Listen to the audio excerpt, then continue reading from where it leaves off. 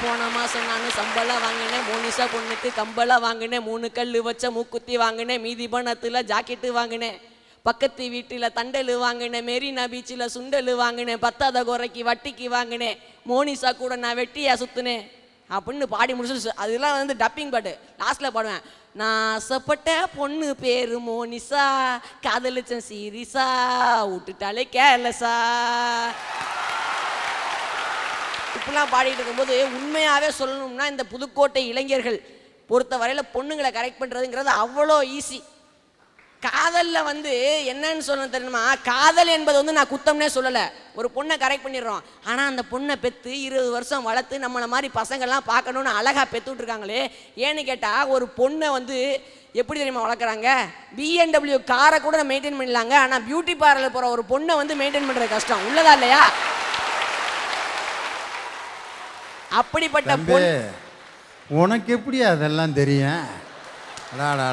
ஒண்ணுமில்லைய, எங்க வீட்டுல 3 அக்கா இருக்கு, எனக்கு 3 அக்கா ஒரு தங்கச்சி, தெரியுமா இல்லையா? எங்க வீட்டுல எப்படி, ஏன்னா இப்படி இருந்து இருக்கு இன்னைக்கு நிலைமை. இப்படிப்பட்ட பொண்ணுங்களை கரெக்ட் பண்ற ஈஸி. ஆனா அந்த பொண்ணுங்களோட அப்பா அம்மா இருக்காங்கல்ல, 20 வருஷம் வளர்த்துருக்காங்க, அவங்களெல்லாம் எப்படி நம்ம மேனேஜ் பண்ணி அவங்களெல்லாம் அப்படி கொண்டு வந்தாலும் வாழ்க்கையில சந்தோஷம் இருக்கு. இதெல்லாம் விட்டுட்டு ஒருத்தன் பாட்டு பாடுறான் பாருங்க, பஸ் ஸ்டாண்டு ஓரத்தில் உன்னை பார்க்கும் நேரத்தில் பின்னால நாய் போல வந்தாண்டி உங்கப்பேன், அவனை சமாளிச்சு அப்புறம் டாவடிச்சு காலத்தை ஓட்டுரண்டி 4-5 மாசமா.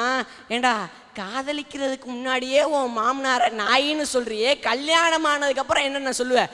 இது பரவாயில்லைங்க. அவன் பாடுற மற்றொரு பாடுற என்னன்னா, கொப்பங்கழுத்துல வப்பேண்டி நைஃபு, அப்புறம் நீ தாண்டி என்னோட ஒய்ஃபு ஒய்ஃபு ஒய்ஃபு, எப்படியெல்லாம் பாடுறான் பாருங்க.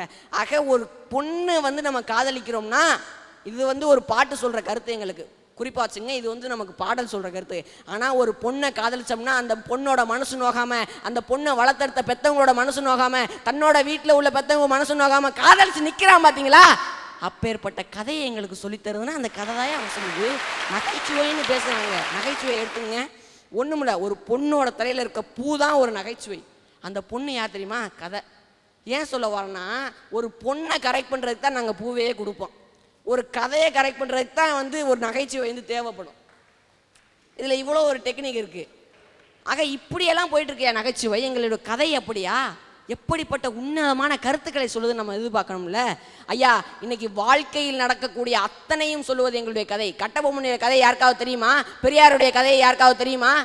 பாமர மக்களுக்கு கொண்டு போய் சேர்க்க முடியும்னா பாடலாலேயோ நகைச்சுவையாலேயோ கொண்டு போக முடியாது, ஆனால் எங்களுடைய கதையால் கொண்டு போக முடியுமையா? நல்ல கதையால் மட்டும்தான் இப்படிப்பட்ட மாற்றங்களை கொண்டு வர முடியும்.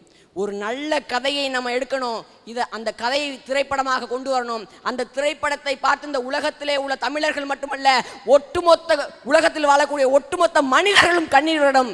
உண்மையாகவே அந்த படத்தை எடுத்தால் கண்ணீர் விடும். ஆக ஒரு நல்ல திரைப்படத்தை தீர்மானிப்பது கதையே.